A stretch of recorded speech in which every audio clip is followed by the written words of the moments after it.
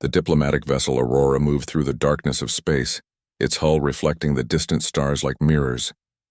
Inside the ship, Ambassador Richard Hayes stood before a large window, watching as the jump gate grew larger in the viewport. Behind him, his Chief of Staff Lisa Morgan reviewed documents on her datapad, her face lit by the soft blue glow of the screen.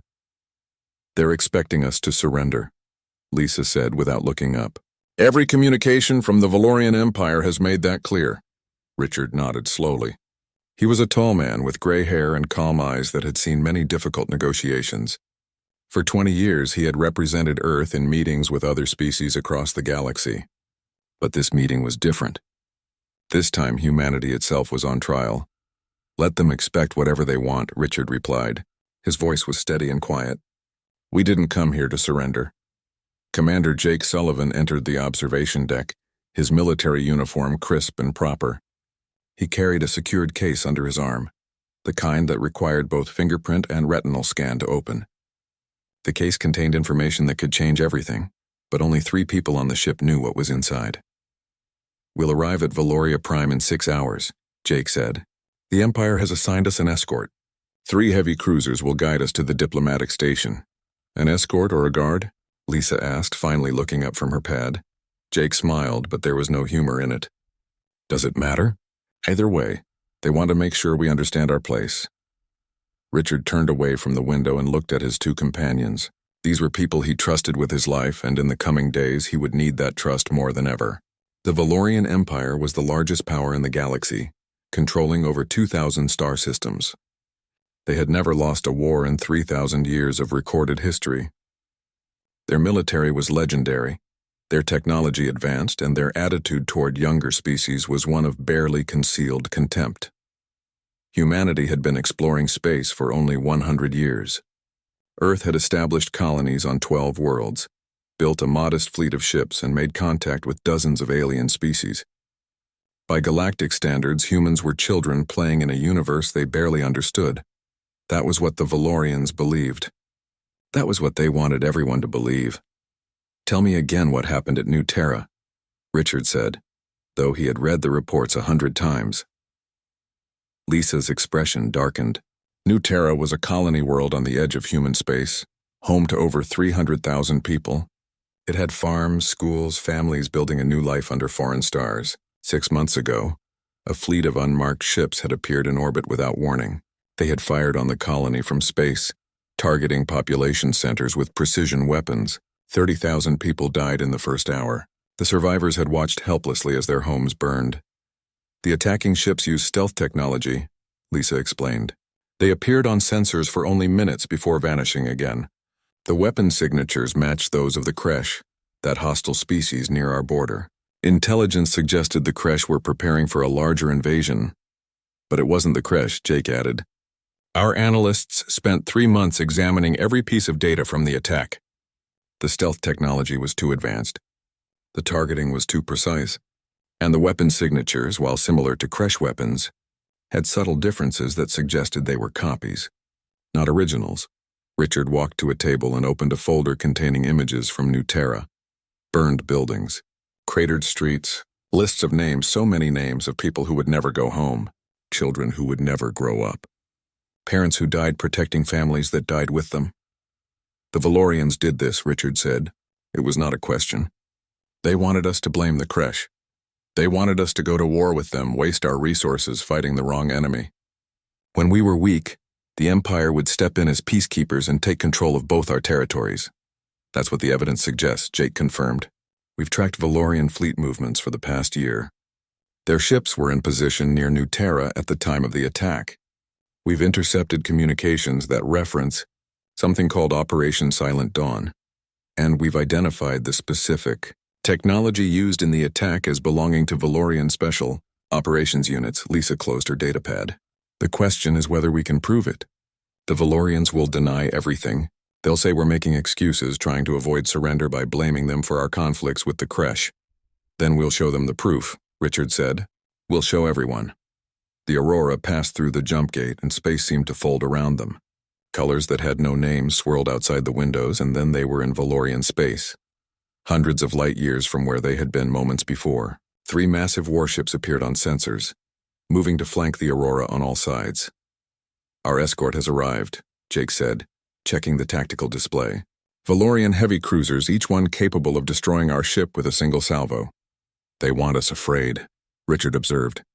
"They want us to arrive at Valoria Prime already beaten." But fear was not what Richard felt. Anger, yes. Determination, absolutely. But not fear. Because hidden in secure servers throughout human space was evidence that would shake the foundations of the Valorian Empire. Months of intelligence work, thousands of hours of analysis, all pointing to a truth the Empire thought they had buried. The journey to Valoria Prime took another 5 hours. When the planet finally appeared in the viewport, even Richard had to admit it was impressive.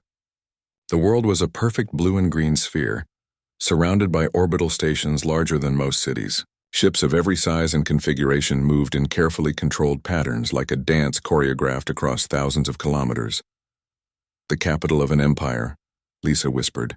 3,000 years of conquest and control. A message came through from Valorian traffic control, directing the Aurora to a diplomatic station in high orbit. The voice was polite but cold, treating them like cargo to be delivered rather than guests to be welcomed. As they docked, Richard gathered his team. "Remember," he said, "they think they've already won. They believe we're here to negotiate the terms of our surrender. That arrogance is our advantage." "And if they simply arrest us?" Lisa asked. "If they decide diplomacy is unnecessary? Then humanity will know the Empire can't be trusted," Richard replied. "And will have answered the question everyone at home is asking." "What question?" Jake asked. Richard picked up the secured case and checked its seals.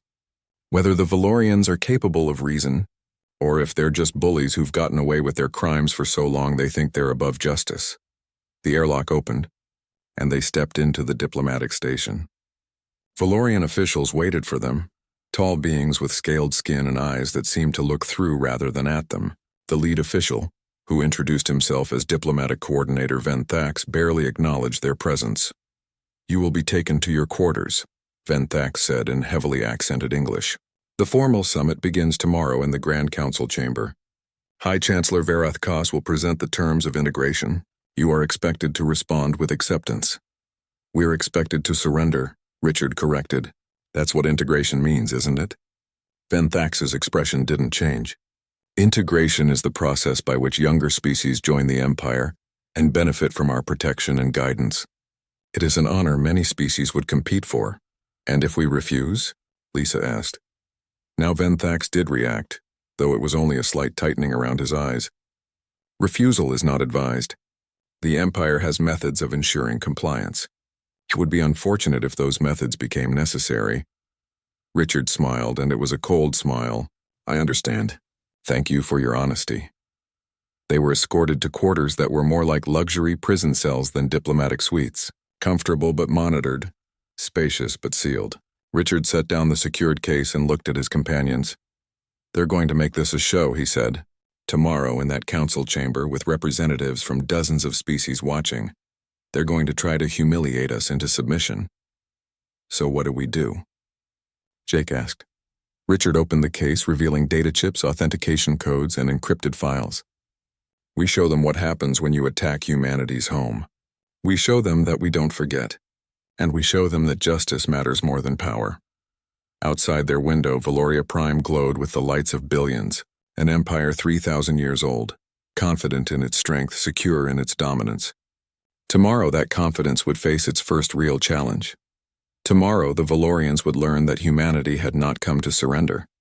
They had come for answers. The Grand Council chamber was unlike anything Richard Hayes had seen before. The room was enormous, shaped like a bowl with seats rising in tiers that seemed to reach toward the ceiling far above. Holographic displays floated throughout the space, showing the faces of delegates from across the Valorian Empire.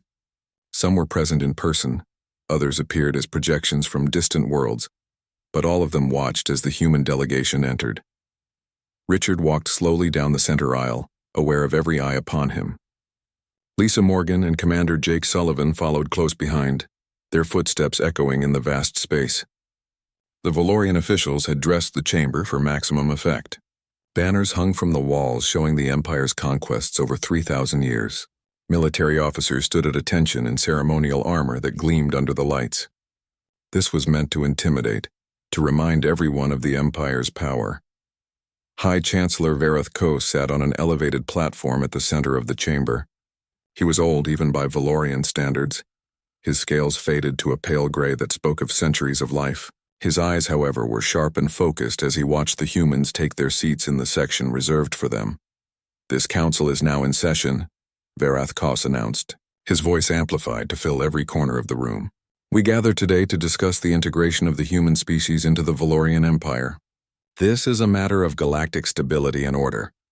Richard noticed how the Chancellor framed the discussion, not as a negotiation, not as a dialogue, but as a foregone conclusion. The humans would be integrated. The only question was how. The human species has expanded rapidly since achieving faster than light travel. Vareth Kos continued. Too rapidly, some would say. They have established colonies without proper oversight, built military vessels without understanding the responsibilities that come with such power, and engaged in conflicts that threaten regional stability. The Chancellor's words were carefully chosen. He was painting humanity as reckless children who needed guidance. Several delegates in the chamber nodded in agreement. "The recent attack on the human colony of New Terra is a perfect example," Vareth Kos said, and Richard felt his jaw tighten. The humans claimed they were attacked by the Kresh, a hostile species near their border. They prepared for war without consulting this council, without seeking mediation, without considering the broader implications. "We didn't prepare for war," Richard said, standing up. His voice carried clearly through the chamber. "We prepared to defend ourselves against whoever attacked us." Vareth Kos looked at him with something like pity. "Ambassador Hayes, you are new to galactic politics. You do not understand how these matters are handled. The Kresh are a dangerous species, yes, but they operate under certain rules. An unprovoked attack on a civilian colony would violate treaties that have stood for centuries.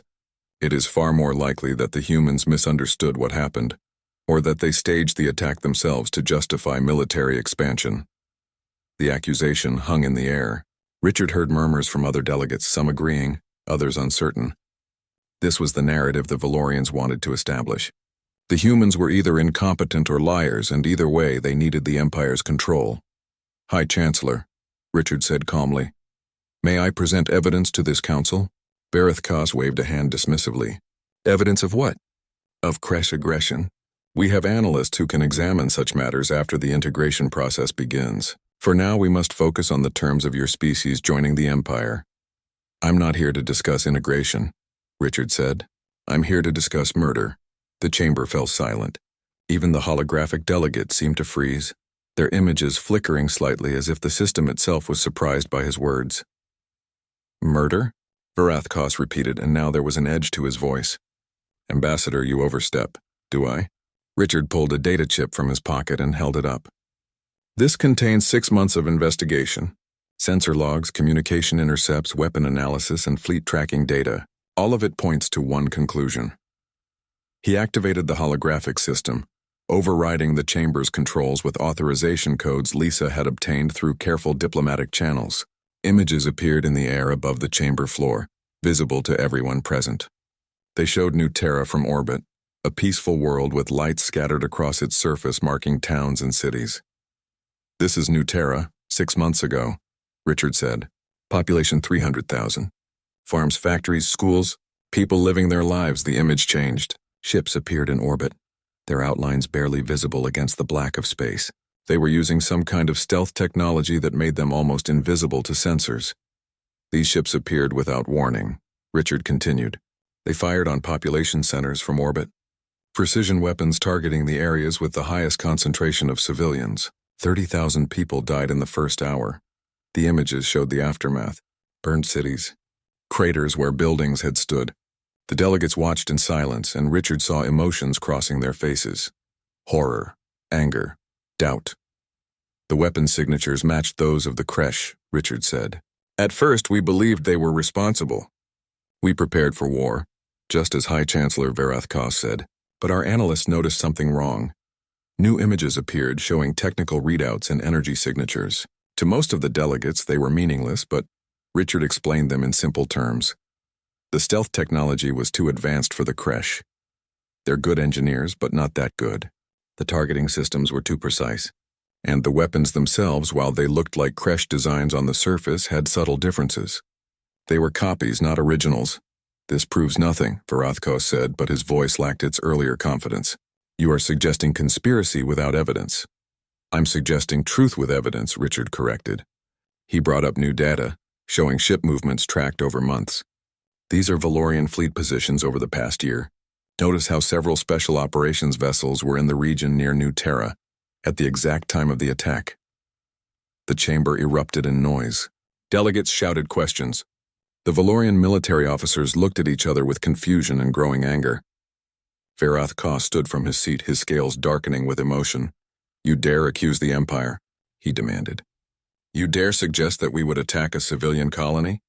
I'm not suggesting, Richard said, his voice rising to match the Chancellor's. I'm stating a fact. The Valorian Empire attacked New Terra. You killed 30,000 people. You used weapons designed to look like Kresh technology because you wanted us to go to war with them. When both species were weak from fighting, you planned to step in as peacekeepers and take control of our territories. He brought up more evidence. Communication intercepts that referenced Operation Silent Dawn.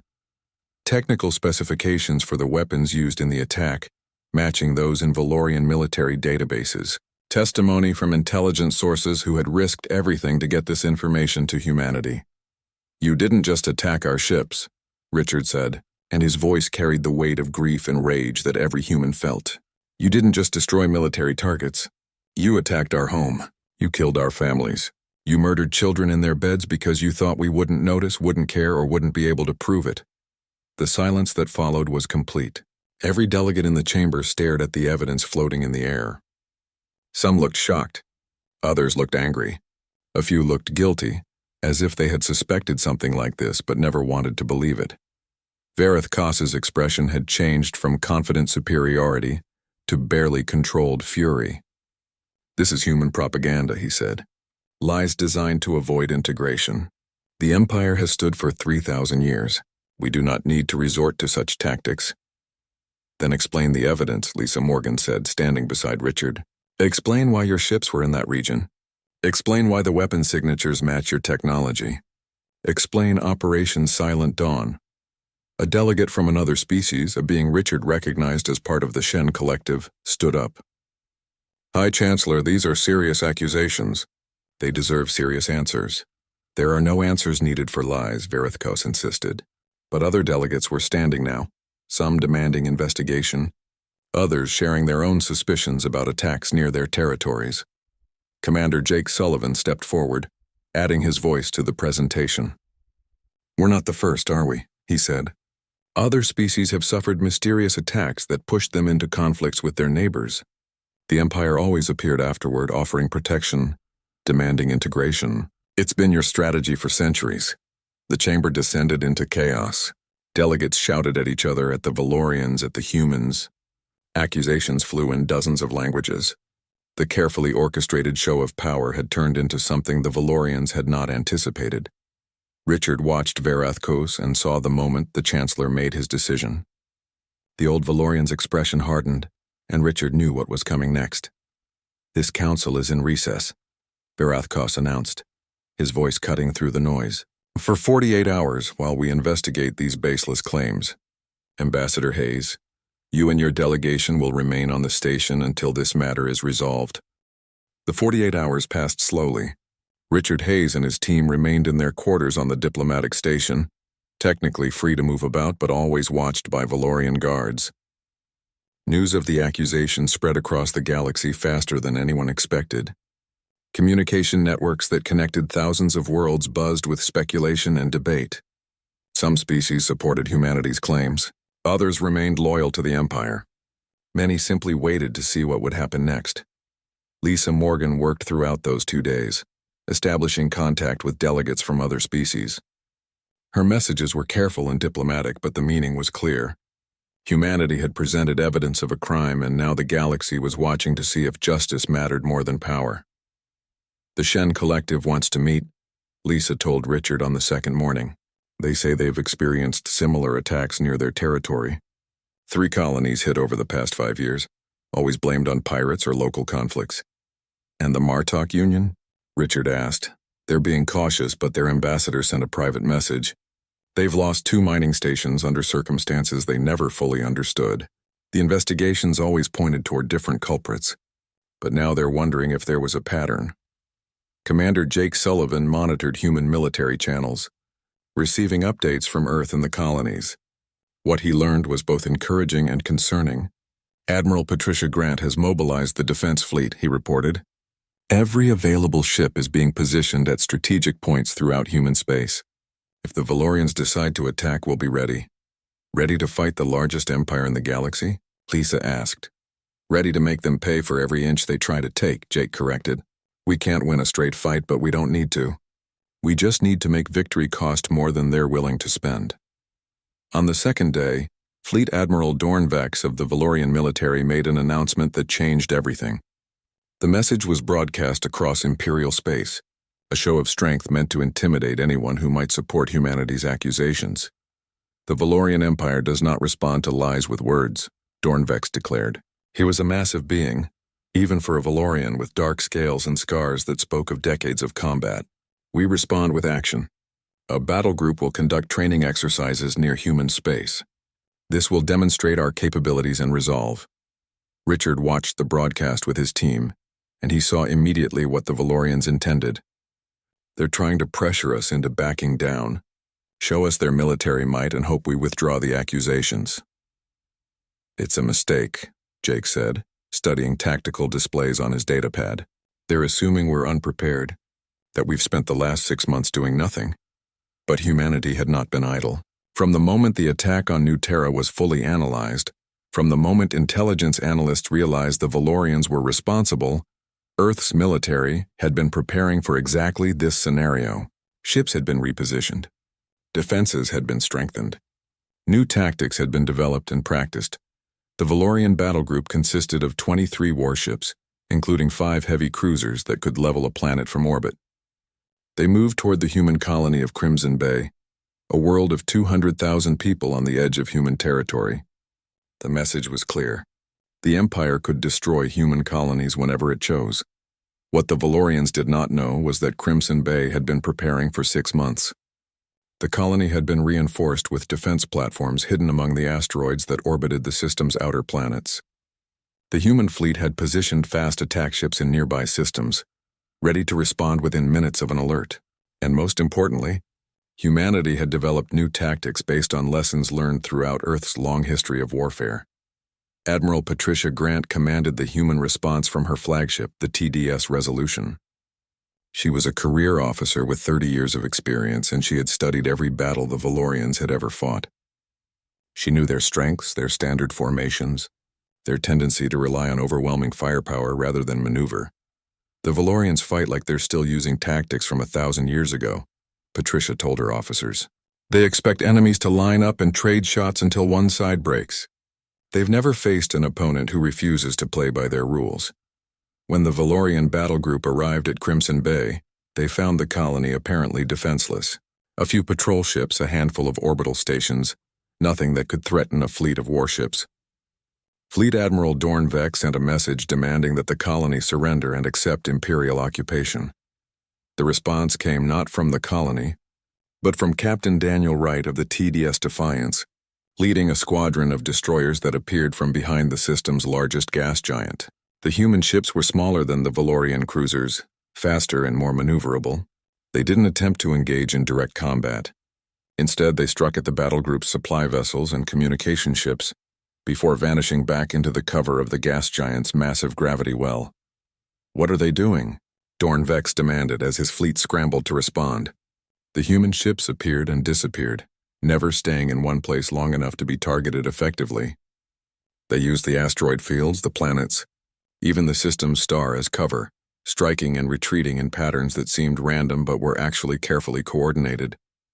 The Valorian admiral ordered his fleet to pursue, but the human ships split up, forcing the battle group to divide as well. When the Valorians separated, they found themselves facing defense platforms that activated from among the asteroids, adding their firepower to the human attack. The platforms had been hidden with stealth technology, appearing on sensors only when they began shooting. It was not the kind of battle the Valorians were used to. There were no grand fleet actions, no decisive confrontations. Instead, the humans fought like wolves, hitting from multiple directions, targeting weak points, never giving the Empire's superior numbers a chance to matter. Back on the diplomatic station, Richard received reports of the fighting. 3 Valorian ships damaged, 1 supply vessel destroyed. Jake read from the tactical data streaming in from human intelligence. No human losses yet, but Admiral Grant says that won't last. The Valorians are adapting. They're learning that we're not going to make this easy, Richard said. That's the point. Barethkos summoned Richard to a meeting. The High Chancellor's expression was dark with anger as the human ambassador entered the private conference room. You said you came here for peace, Barethkos accused. Yet your military attacks Imperial forces. Your military came to our space, Richard corrected. They threatened one of our colonies. We have the right to defend ourselves. You have the right to nothing, Barethkos said coldly. The Empire decides what rights you have. This attack on our fleet is an act of war. No, Richard said calmly. The attack on New Terra was an act of war. What's happening at Crimson Bay is self-defense. There's a difference, and the galaxy knows it. The Chancellor leaned forward. You think you can defeat us? You think your small fleet can stand against the might of an empire? I think you made a mistake, Richard replied. You thought you could attack our home, kill our people, and we would just accept it. You thought wrong. In the days that followed, the fighting at Crimson Bay intensified, but it also spread. Human ships began hitting Valorian supply lines throughout the region. They didn't fight big battles. They struck at convoys, disabled communication relays, mined jump gates. Every action was calculated to disrupt Valorian operations without committing to fights they couldn't win. The Valorians discovered that humanity's weapons were more advanced than expected. Human missiles used AI guidance systems that adapted to countermeasures in real time. Human electronic warfare could blind Valorian sensors for crucial seconds. Human tactics incorporated lessons from centuries of warfare on Earth, strategies that the Empire had never encountered. But the real change was happening in the diplomatic sphere. Lisa Morgan's efforts bore fruit as more species came forward with their own stories of suspicious attacks.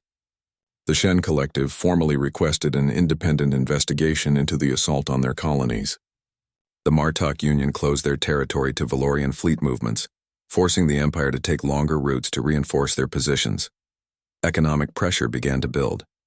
Species that traded with the Empire started reconsidering their relationships. No one wanted to be associated with an empire accused of attacking civilian colonies. The Valorian economy, which depended on trade networks spanning thousands of worlds, began to feel the strain.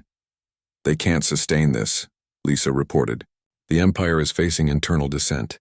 3 client species have formally protested the handling of the situation. 2 border systems have declared neutrality. Richard knew this was the critical moment. The Empire could choose to admit its mistakes, accept accountability, and seek a diplomatic solution. Or it could double down, use its military power to crush opposition and try to restore its reputation through fear. Barethkos made his choice. He announced that the Empire would not be intimidated by human aggression or swayed by propaganda. The battle group at Crimson Bay would be reinforced, and any species supporting humanity would face consequences. The war that nobody expected continued for 3 months, and with each passing week the Valorian Empire learned a painful lesson. Military power did not guarantee victory when the enemy refused to fight the way you expected them to. Richard Hayes remained on the diplomatic station throughout those months. Technically a guest, but practically a prisoner. The Valorians could not release him without appearing weak, but they could not harm him without confirming humanity's accusations. So he stayed, watching reports from the war and coordinating diplomatic efforts across the galaxy. The captured Valorian command ship had provided exactly what humanity needed. The data files contained decades of communications about covert operations throughout the galaxy. Operation Silent Dawn, the attack on New Terra, was just one entry in a long list of similar actions. The Empire had been engineering conflicts for centuries, pushing species into wars with each other, then arriving as peacekeepers to take control of weakened territories. There are 47 documented operations, Lisa Morgan said, reviewing the files in their quarters. 47 times the Valorians secretly attacked someone, made it look like a different enemy, and used the resulting conflict to expand their control. How many species? Richard asked. 23 that we can confirm. Some were absorbed into the Empire. Others were destroyed in wars they didn't understand. And the galaxy never knew because everyone believed the Empire's narrative. Richard ensured the files were transmitted to every major species in the galaxy. The evidence was undeniable. Communication orders from Valorian Military Command. Technical specifications for weapons designed to match other species' technology. After-action reports discussing how successfully they had manipulated events. The reaction was immediate and explosive. Species that had been loyal to the Empire for generations began questioning their relationship. The Shen Collective formally withdrew from the Imperial Alliance. The Martok Union closed their borders entirely to Valorian ships. Dozens of smaller species demanded investigations into attacks on their territories. But the Valorian Military Command, led by Fleet Admiral Dorn Vex, believed they could still win through force. If they could crush humanity's military, if they could prove that resistance was futile, then the other species would fall back in line out of fear. The battle for Crimson Bay had ended in a stalemate, with the Valorian fleet withdrawing after suffering unexpected casualties. But the Empire had thousands of ships, and they were determined to make an example of humanity.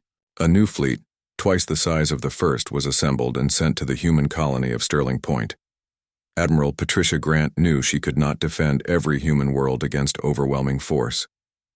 The human fleet numbered less than 200 ships, and most were smaller vessels designed for patrol and escort duty, rather than major fleet actions. Against thousands of Valorian warships, humanity could not win through conventional warfare. So they did not fight conventionally. Captain Daniel Wright, who had led the capture of the Valorian command ship, was given command of a special operations group. His mission was simple in concept, but terrifying in execution.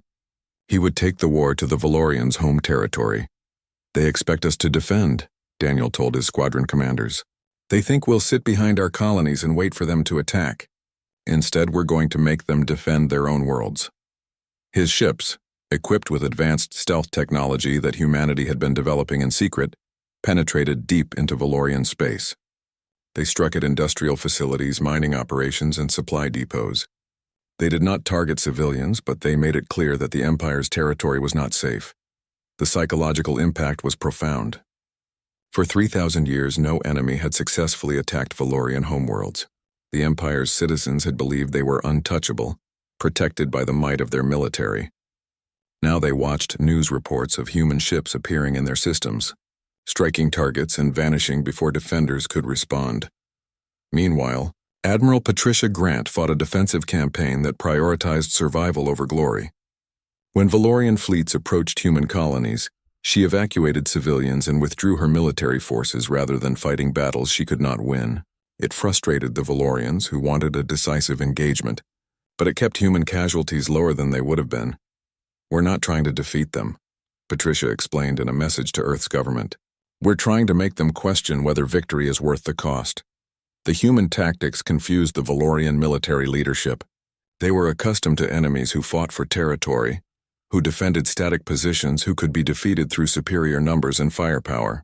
Humanity ignored those rules entirely.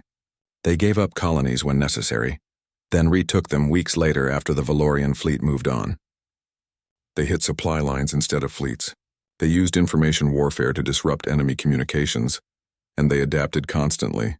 After every engagement, human commanders analyzed what worked and what did not. They shared information across the entire fleet, so lessons learned by one ship benefited everyone. The Valorians, with their rigid command structure and centuries-old traditions, could not match this flexibility. But the war was costly for humanity as well. Ships were lost. Crews died. Colonies suffered from repeated evacuations and occupations.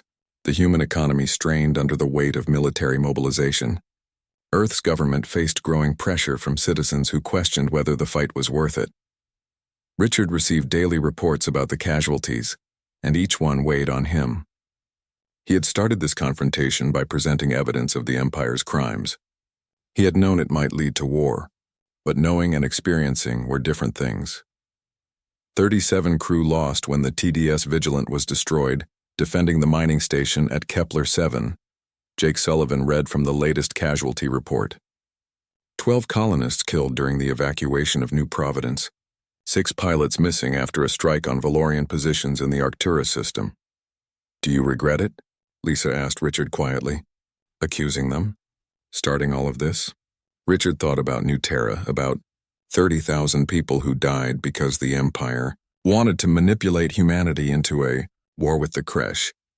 He thought about all the other species who had suffered similar fates, who had fought wars they did not understand because the Valorians secretly engineered them. No, he said, because if we had done nothing, they would have kept doing it. To us, to others, someone had to say enough. The turning point came in the 3rd month of the war. The Valorian Empire, frustrated by their inability to force a decisive victory, committed a strategic error. They sent a fleet to Earth itself, intending to threaten humanity's homeworld and force a surrender. Admiral Patricia Grant had anticipated this move. She had positioned the bulk of humanity's remaining fleet in defensive positions around Earth, but she had also prepared a trap. When the Valorian fleet emerged from the jump gate near Earth, they found themselves facing not just human ships but also a network of automated defense platforms that humanity had been building for decades. The Battle of Earth lasted 18 hours. Human ships fought with desperate courage, knowing that failure meant their home world would be held hostage. They used every trick they had learned, every tactic they had developed. They coordinated their fire with the defense platforms, creating overlapping fields of destruction that the Valorian ships had to navigate, and they held. The Valorian fleet, after suffering heavy casualties and failing to achieve their objective, withdrew. It was not a complete defeat for the Empire, but it was a symbolic victory for humanity. Earth, the homeworld that had been threatened, had defended itself against the galaxy's greatest military power. News of the battle spread quickly. Species across the galaxy saw that the Valorians could be stopped, that their military was not invincible. The Empire's reputation, already damaged by the revelations about their covert operations, took another blow, but it was another event, happening far from the major battles that truly began to shift the balance. On Valoria Prime, the Empire's capital world, internal dissent was growing. Citizens who had believed in their empire's righteousness were confronted with evidence of decades of deception. Officials who had thought they served a just cause discovered they had been part of something corrupt. A group of Valorian reformers, led by a relatively unknown official named Mira Ven, began calling for change. They argued that the Empire could not continue on its current path, that the costs of maintaining control through deception and force were unsustainable. They faced opposition from hardliners like Fleet Admiral Dorn Vex and High Chancellor Vareth Kos, but they also gained support from those who saw the Empire crumbling around them. There's a power struggle happening on Valoria Prime, Lisa reported to Richard. The reformers are gaining influence. They're arguing that the war with humanity is destroying the Empire from within. Can they win? Richard asked. Maybe. If the war continues to go badly, if more species break away from Imperial control, if the economic costs keep rising. But it will take time. Time was something humanity was running out of. Despite their tactical successes, despite their ability to frustrate Valorian strategies, the change came suddenly, as these things often do. High Chancellor Vareth Kos was removed from power in what the Valorian government called a peaceful transition, but everyone else recognized as a coup. The old Chancellor, who had led the Empire for 60 years, was forced into retirement by officials who believed his policies were destroying everything they had built. Mira Ven, the reformer who had been gaining influence among moderate Valorians, became the new Chancellor. Her first act was to send a private message to Richard Hayes, requesting negotiations without preconditions. Richard read the message in his quarters on the diplomatic station. After 3 months of war, after thousands of deaths on both sides, after watching the galaxy's largest empire begin to fracture, someone was finally willing to talk about peace. It could be a trap, Commander Jake Sullivan warned. They get us to the negotiating table, then use it as cover for another attack. It could be, Richard agreed. But we have to try. This war cannot continue indefinitely. We're winning the moral argument but losing the military one. Eventually, the numbers will overwhelm us. Lisa Morgan reviewed intelligence reports about the new Chancellor. Mira Ven has been critical of the covert operations program for years. She's part of a faction that believes the Empire needs to change how it operates. They see the current crisis as an opportunity for reform. Or they see it as a disaster they want to end before it gets worse, Jake added. Either way, their motivations don't matter as much as what they're willing to offer. The negotiations were held on Frontier Station, a neutral facility on the border between human and Valorian space. Richard led the human delegation, accompanied by Lisa and Jake. Admiral Patricia Grant participated remotely, her image projected into the conference room from her flagship. Chancellor Mira Venn arrived with her own team of advisors and military officials. She was younger than Varathkos had been, her scales still dark with health and vigor, but her eyes showed the weight of the responsibility she carried. The Empire was fracturing, and she had the task of trying to hold it together while also making peace with an enemy who had every reason to hate them. Ambassador Hayes, Mira Venn began, speaking in careful English. I want to start by acknowledging what my government has done. The attack on New Terra was a crime. The covert operations program was a crime. The attempt to manipulate your species into war with the Kresh was a crime. These actions violated the principles the Empire claims to uphold, and for that, I offer an apology. Richard had been preparing for difficult negotiations, for careful diplomatic language that admitted nothing. The straightforward acknowledgement caught him off guard. An apology is a start, Richard said carefully, but words alone cannot heal what was done. I understand, Mira Venn replied. That is why I come with more than words. The Valorian Empire is prepared to accept full responsibility for the New Terra attack. We will pay reparations to the victims' families. We will hand over the officials responsible for ordering and executing the attack to stand trial for their crimes, and we will submit to an independent investigation of all covert operations conducted over the past century. The human delegation exchanged glances. This was more than they had expected, more than they had dared hope for, but Richard knew better than to accept immediately. And the war, he asked. The attacks on our colonies? The thousands who have died over the past 3 months? Mira Venn's expression tightened with pain. I propose an immediate ceasefire. All Valorian forces will withdraw from human space. In return, human forces will cease operations in Imperial territory. Both sides will release prisoners and begin the process of accounting for casualties. Why? Lisa Morgan asked bluntly. Why are you willing to do this now after fighting for so long? The Chancellor was silent for a moment, gathering her thoughts. Because the Empire is dying, she said finally. Not from external attack, but from internal corruption. We built our power on deception and manipulation, and now that foundation is crumbling. Species are leaving the Empire. Our economy is collapsing. Our military is spread too thin trying to hold everything together. If we continue on this path, we will destroy ourselves. Some would say that's justice, Jake Sullivan observed. Perhaps it is, Mira Venn acknowledged, but it would also be a tragedy. The Empire has done terrible things, yes, but it has also achieved great things. We have maintained peace in many regions. We have facilitated trade across thousands of worlds. We have advanced science and culture. A complete collapse would bring chaos to half the galaxy. Admiral Patricia Grant's projection leaned forward. You want us to help you save the Empire that murdered our people? No, Mira Venn said firmly. I want you to help us transform it. The old Empire built on secrets and manipulation must end, but something new could take its place. A confederation rather than an empire. A community of species working together by choice rather than compulsion. That is what I am fighting for. The negotiations continued for 3 days. The details were complex and difficult. How much should the reparations be? Which officials should stand trial? What guarantees could be made that the Empire would not simply return to its old ways once it recovered? Richard found himself in the strange position of negotiating not just for humanity's benefit, but for the stability of the galaxy. They had won the moral argument. They had proven the Empire's crimes. But what came next mattered just as much as what had come before. On the second day of negotiations, something unexpected happened. Captain Kelly Rogers, a human officer who had lost her entire family on New Terra, released a public statement.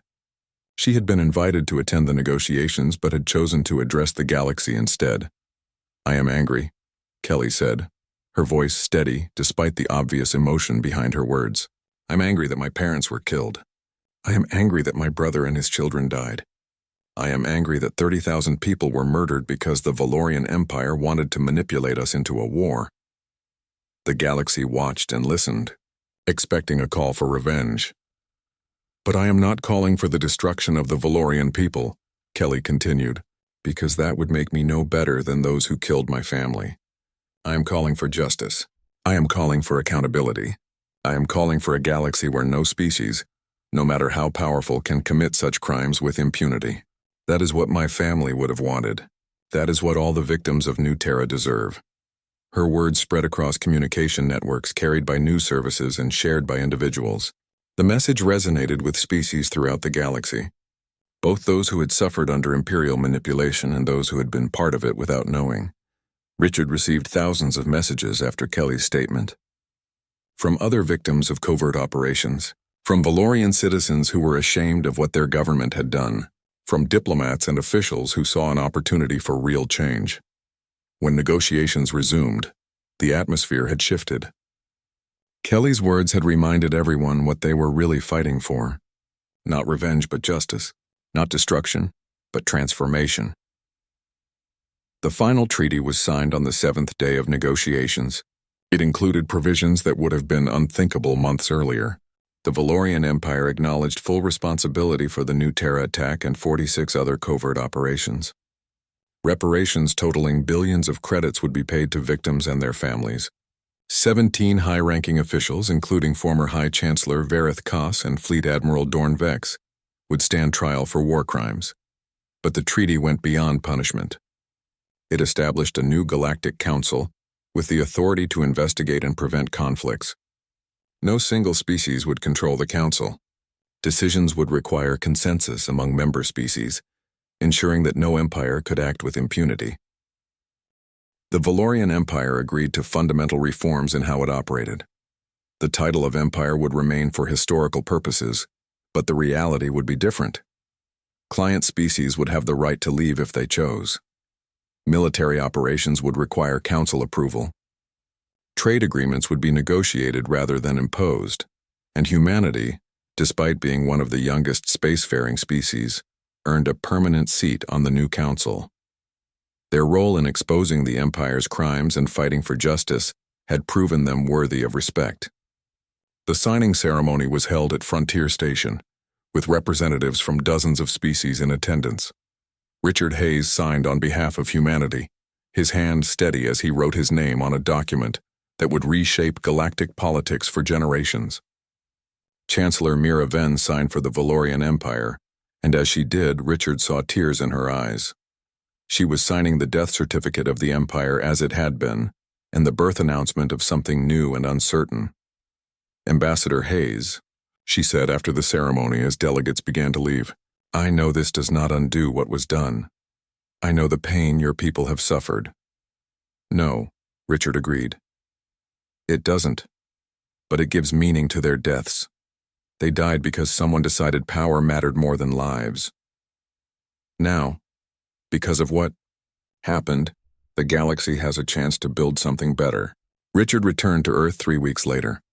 The Aurora docked at the same orbital station it had departed from 4 months earlier, but everything had changed.